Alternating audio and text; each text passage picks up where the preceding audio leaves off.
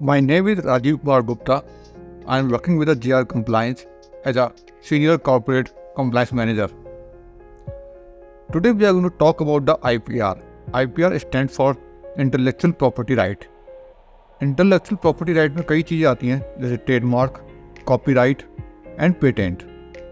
Trademark जैसा कि आप सब जानते हैं, कोई भी आपका ब्रांड नेम है उसे आप ऐसे ट्रेडमार्क की तरह रजिस्टर करवा सकते हैं। सेकंड चीज़ कॉपीराइट।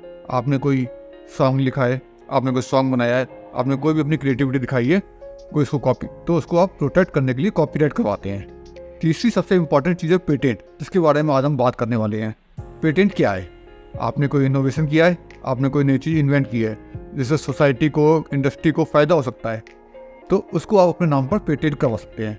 पेटेंट करवाने का फ़ायदा ये है कि कोई भी व्यक्ति, कोई भी संस्था आपके उस इनोवेशन को चुरा नहीं सकता, आपकी मर्जी के बिना उसको यूज़ नहीं कर सकता। पेटेंट क्या हो सकता है, क्या चीज़ पेटेंट नहीं हो सकती? कोई भी अगर आइडिया है तो वो पेटेंट नहीं हो सकता।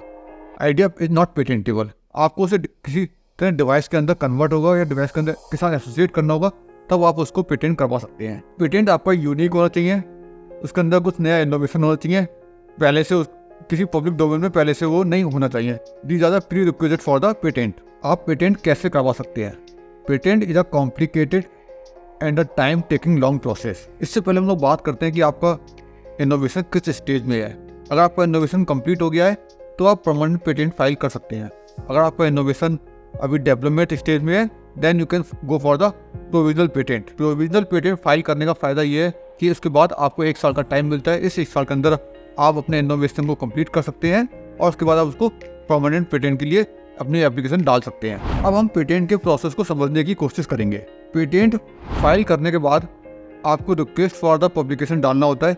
रिक्वेस्ट फॉर पब्लिकेशन का मतलब है गवर्नमेंट इसको जर्नल के अंदर पब्लिश करेगी। एक बार पब्लिश होने के बाद आपको रिक्वेस्ट फॉर द एग्जामिनेशन डालना होगा।